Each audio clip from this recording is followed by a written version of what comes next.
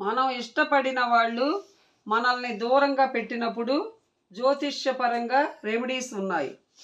ఇష్టం అన్నదానికి అర్థం ఏమిటంటే మన ఆలోచనలు కానివ్వండి, లేదు అంటే మన అభిప్రాయాలకు అతి సన్నిహితంగా ఎవరు ఉంటారో వారిని మనం తొందరగా ఇష్టపడేసుకుంటాము. తొందరగా వారికి కట్టుబడిపోతాము. అలా కట్టుబడిపోయినప్పుడు ఏమనిపిస్తుందంటే ఆ మనిషి గనక మన జీవితంలో లేకపోతే మనం ఏమైపోతామో అని బాధేస్తుంది. ఒకవేళ ఆ వ్యక్తి కనుక మనతో మాట్లాడకపోతే ఇంకా బాధగా ఉంటుంది. మన ముందే తిరుగుతూ ఉంటాడు, మనతో మాట్లాడడు, మనల్ని ఏదో రకంగా బాధిస్తూ ఉంటారు. అలాంటి వాళ్ళు సమాజంలో చాలామంది ఉన్నారు. అలాంటి కేటగిరీలో గనుక అలాంటి కేటగిరీని గనుక తీసుకుంటే స్నేహితులు కావచ్చు, కుటుంబ సభ్యులు కావచ్చు, అన్నదమ్ములు కావచ్చు, లేదా లేదంటే ప్రేమికులు కావచ్చు, ఎవరైనా కావచ్చు. అంటే ఇష్టము అన్నదానికి అర్థం ఏమిటంటే నీ అభిప్రాయానికి, నీ ఆలోచనలకి ఒక వ్యక్తి దగ్గరగా ఉన్నప్పుడు అని అర్థం చేసుకుంటాము. ఆ టైం అర్థం చేసుకున్నప్పుడు కొన్ని రోజులు సావాసం చేస్తాము, కొన్ని రోజులు ఫ్రెండ్షిప్ అలా ఉంటాము. చాలా రకాలుగా అభిప్రాయాలు కలుస్తూ ఉంటాయి. మనం అనుకోకుండా ఆ వ్యక్తికి చాలా సన్నిహితంగా ఉంటాము. రోజుకి ఒక ఫోన్ కాల్ కూడా చెయ్యకపోతే ఎక్కడ దూరం అయిపోతాడో అనే ఆలోచనలో మైండ్ సెట్ పురుషుడికి కానీ స్త్రీకి కానీ ఎవరికైనా రావచ్చు. అలా వచ్చినప్పుడు ఏమవుతుందంటే ఇష్టం అనేది విపరీతంగా పెరిగిపోతుంది. అలా మనస్తత్వాలు కలిసిన వాళ్ళు గనక మాట్లాడకపోయినా విపరీతంగా పెరిగిపోయి ఇష్టం అనేది దేనికైనా దారి తీయొచ్చు.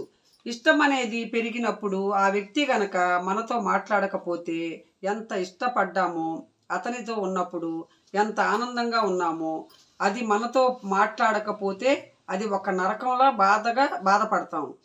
ఎక్కడైతే ప్రేమ ఉంటుందో అక్కడైతే అభిమానం ఉంటుంది. అక్కడ దాని పక్కన కష్టము కూడా ఉంటుంది. ఎందుకంటే కష్టం అనేది ఇష్టమైనటువంటి వాళ్ళ మీదనే ఎక్కువగా చూపిస్తాము. చాలామంది జీవితంలో రుజువైంది ఇలా. ఇష్టం ఉన్న వాళ్ళే మీ దేవి పక్కన పడతాము. మీది ఇష్టం ఉన్న వాళ్ళ మీదే పడతాము. ఇష్టం ఉన్న వాళ్ళని అరుస్తూ ఉంటాము, తిడతా ఉంటాము. ఇవన్నీ ఇష్టాలను బట్టి జరుగుతాయండి.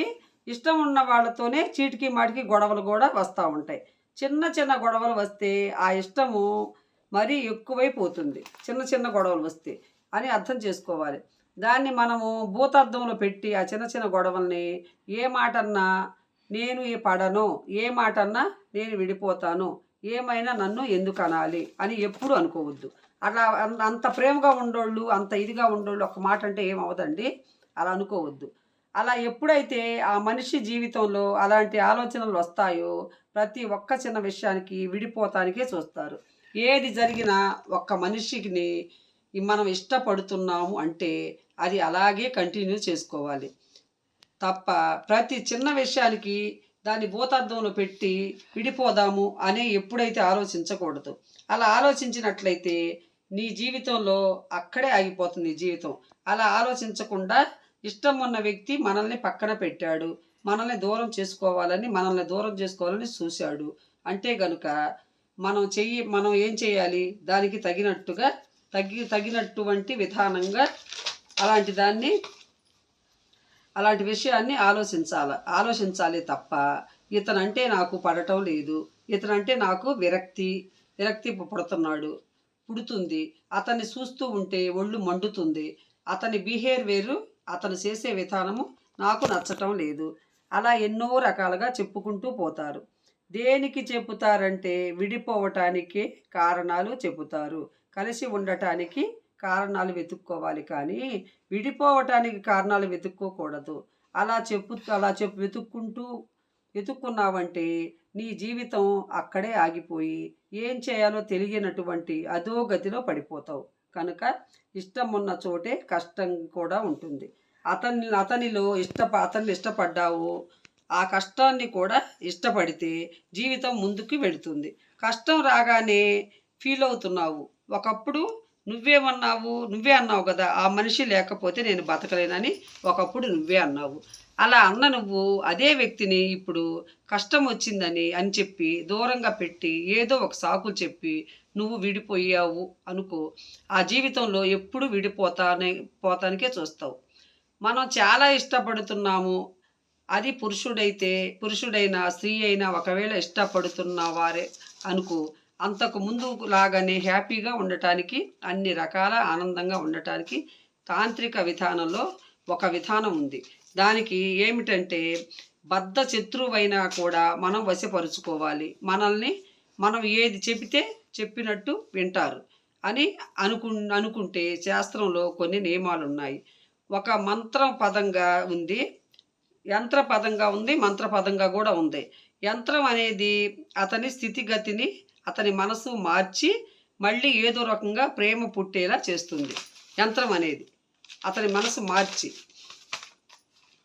అది ఏమిటంటే కార్యసిద్ధి. అలాగే ఒకటి రెండవది ఏంటంటే వశీకరణ. ఇది కూడా మంత్ర విధానం. దీన్ని యంత్రం విధానం లాగానే ఉన్నాయి. మంత్ర విధానం కూడా చాలామంది యంత్రాన్ని ఇంట్లో పెట్టుకోలేని సమయంలో దానికి వశీకరణమునకు ఒక మంత్రం ఉంటుంది. అది చాలా రహస్యమైనటువంటి మంత్రం. దాని గురించి నేను అందరికీ చెబుతున్నాను. వశీకరణం నిజంగానే పనిచేస్తుందా అంటే, వశీకరణం అనే పదం పుట్టింది అంటే ఉంటేనే కదా ఆ పదం పుట్టేది. ఇప్పుడు నా దగ్గర సపోజు ఫోన్ ఉందనుకోండి, స్టార్టింగ్లో చిన్న ఫోన్లు వచ్చాయి కదా ఫస్ట్లో, రాను టచ్ ఫోన్లు, ఆన్లైన్లో ఫోన్లు ఎన్నో రకాలు. ఒకప్పుడు చిన్న ఫోన్లు వచ్చాయి, అవి మేము చూసాము. అలానే వశీకరణ కూడా లేదు అని అనకూడదు. వశీకరణ కూడా ఉంది. ఉపయోగించే వ్యక్తి మీద ఆధారపడి ఉంటుంది. ఆ ప్రయోగించిన వ్యక్తికి వశీకరణ జరుగుతుందా లేదా అని తెలుసుకోవాలి. కొంతమంది జాతకాలకు వశీకరణ పనిచేయదు, మరి కొంతమందికి వశీకరణ పనిచేస్తుంది. మనం చేసే విధానాన్ని బట్టే వశీకరణ ఉంటుంది. వశీకరణ ఉంది కానీ లేదు అనకూడదు. గతంలో చూసుకోండి, మన ఇంటికి తాళం వేసేటప్పుడు ఆ తాళాలు లేవు. ఇదివరకు వెనకటి రోజు తాళాలు లేవంటండి. ఏం చేసేవాళ్ళంటే అష్టదిగ్బంధం చేసేవాళ్ళంట తలుపుల్ని. అప్పట్లో తాళాలు లేవు. ఇప్పటికీ కూడా కేరళలో మీరు చూస్తే గనక అనంత పద్మస్వామి దేవాలయంలో ఇప్పటికీ కూడా తాళం లేదా ఉందా? ఆ డోరు ఎప్పటికీ చూసుకుంటూ పోతే అసలు దాన్ని ఏ విధంగా తీయాలో కూడా ఎవరికి తెలియదంటండి. అంటే దానికి బంధనాలు ఎలా ఉన్నాయో వశీకరణలు కూడా అలానే ఉన్నాయి. అలాంటి బంధనాలు ఎలా ఉంటాయో వశీకరణ కూడా ఎన్నో రకాలుగా 108 అట్లా వశీకరణలు ఉన్నాయంటండి. వశీకరణలు కూడా ఉన్నాయి, కానీ అవి చేసే వ్యక్తి మీద ఆధారపడి ఉంటాయి. అలాగే ఆ జాతకుడికి మనం చేసే ప్రయోగము మీద పనిచేస్తుందో లేదో కూడా చూసుకోవాలి. అలా చూస్తే కనుక తప్పకుండా వశీకరణ అనేది ఉంటుంది. కాకపోతే ఇష్టపడేటువంటి వాళ్ళకి ప్రేమతో రావాలి, నమ్మకంతో రావాలి, ఊరుకోకుండా చూసుకోవాలి. మళ్ళీ వశీకరణ అంటే ఏదో చెడు కోసం చేసేటువంటిది కాదు. ఇది లోక కళ్యాణం కోసం వినియోగించేది. కాబట్టి దానికి సరిపడా కొన్ని మంత్రాలు ఉంటాయి. అలాగే మనం సాధన చేసుకోవాలి. ముందుగా సాధన చేసుకుంటే అది 100% ఉపయోగపడుతుంది. కనుక వశీకరణంలో యంత్రయోగం అనేది చాలా కీలకమైనది. ఆఖరి ప్రయత్నంగా ఆ యంత్రం యోగాన్ని కూడా పనిచేయలేదనుకోండి, ఇక జీవితంలో అది మనకు సాధ్యపడదు అని అర్థం చేసుకోవాలి. 1 సాధన చెయ్యాలి, 2 ప్రయత్నం చేయాలి, 3 దాని యొక్క ఫలితాన్ని మనము చూసుకోవాలి. అంతే తప్ప చాలామంది ఏం చేస్తారంటే గతంలో కూడా వశీకరణ చేసుకున్నా కానీ మాకేమీ జరగలేదండి అంటారు. నువ్వు సాధన చెయ్యాలి, తర్వాత ప్రయత్నం చెయ్యాలి, ఆ తర్వాత దాని యొక్క ఫలితాన్ని నువ్వు వేచి చూడాలే తప్ప చేసిన వెంటనే ప్రపంచంలో ఏది కాదండి. నమ్మకంతో చేయాలి. ఎందుకంటే కాలమే ప్రతి ఒక్క సమస్యకి పరిష్కారం చెబుతుంది అని ఎందుకంటారు అంటే, ప్రపంచంలో మనతో ఏం కాదు చేయలేము అనే దానికి కాలమే సమాధానం చెబుతుంది. అవి వేచి చూడాలి తప్ప ప్రతి ఒక్కదానికి తొందరపడకూడదు. ఎంత తొందరపడితే ఆ పని అంత ఆలస్యం అవుతుంది, అంత దూరం అయిపోతుంది. అలా అన్నిటికీ తొందరపడబాకండి. కనుక తొందరపడకుండా మనం చేసే ప్రయత్నము నమ్మకంతో మన లైఫ్లో నమ్మకం అనేది ఉంటేనే దానికి మనం ప్రయత్నం చేయాలి తప్ప నమ్మకం లేకపోతే దాని జోలికి వెళ్ళకూడదు. అంతేకాదు అంతేకాదు అని కాదు కూడదు అని అని మనం గనక అనుమాన పడితే నీకు సగం జీవితం అనుమానంతోనే ఆగిపోతుంది. మనం ఇష్టపడినటువంటి వ్యక్తిని ఇష్టపడాలి అని మంచి ఉద్దేశంతో చేస్తున్నాం కాబట్టి దానికి వశీకరణ ఉపయోగపడుతుంది. వశీకరణ మంత్రం ఉంటుంది. ఆ మంత్ర ప్రయోగం ద్వారా ఏ మనిషి అయినా సరే కోపంతో వెళ్ళిపోయినటువంటి వాళ్ళు కూడా ఉంటారు కదా! తొందరపాటు నిర్ణయం తీసుకుంటే వాళ్ళు వాళ్ళు కూడా మంచి మనసుతో నేను అతనితో ఉండాలి, వాళ్ళతో ప్రేమగా ఉండాలి అనే ఆలోచన ఆ మనిషికి ఉంటే గనక తప్పకుండా ప్రయోగం చేయాలి. కొంతమందికి ప్రేమ ఉన్నా కూడా ఏ మనిషి జీవితంలోనైనా మూడో మూడో వ్యక్తి ఇన్వాల్వ్ అవ్వకుండా ఉంటే మంచిదండి. మూడో వ్యక్తి ఇన్వాల్వ్ చేసుకుంటారండి, అది మంచిది కాదు. ఇన్వాల్వ్ అవ్వకుండా ఉంటే ఆ జీవితం ఎప్పటికీ ముడిపడదు. మూడో వ్యక్తి గురించి నువ్వు ఆలోచిస్తే వీలైనంత ఎదుటి వ్యక్తి చేతుల్లోకి నీ జీవితం వెళ్ళిపోతుంది.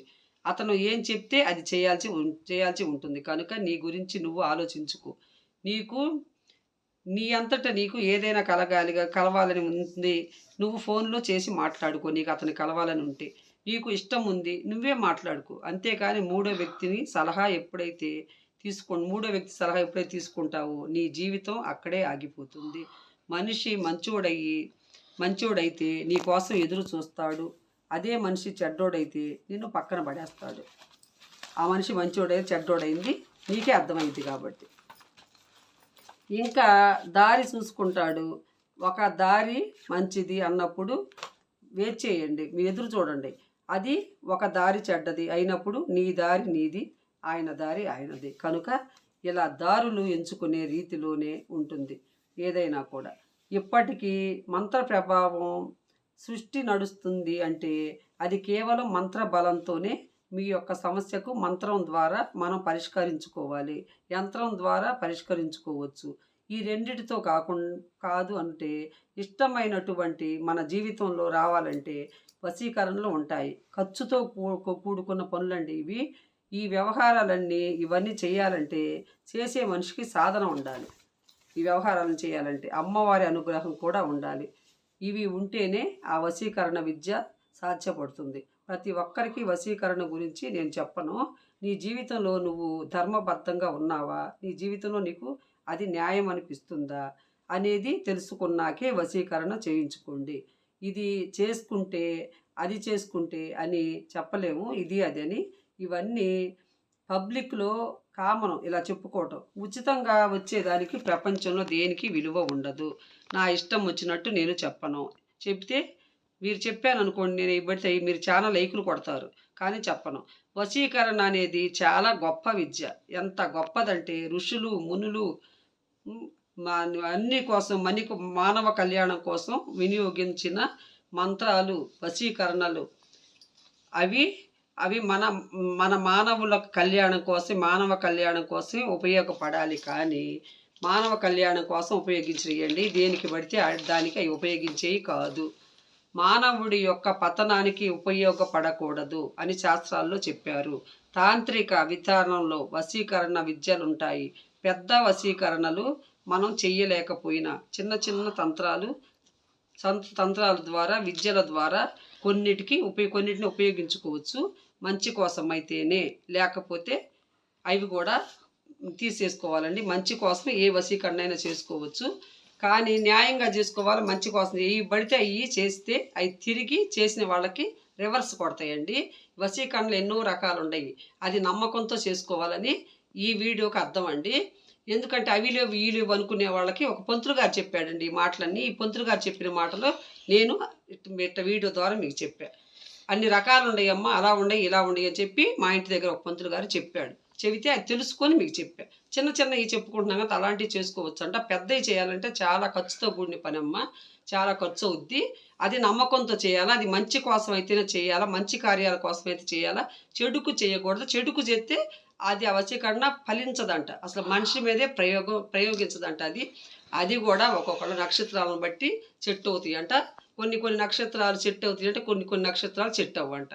అందరికీ కూడా అవ్వదు, అయ్యే వాళ్ళకి అయితే అవ్వని వాళ్ళకి అవ్వదు అని చెప్పాడు. అదే అండి. వీడియో నచ్చితే లైక్ కొట్టండి. బాయ్.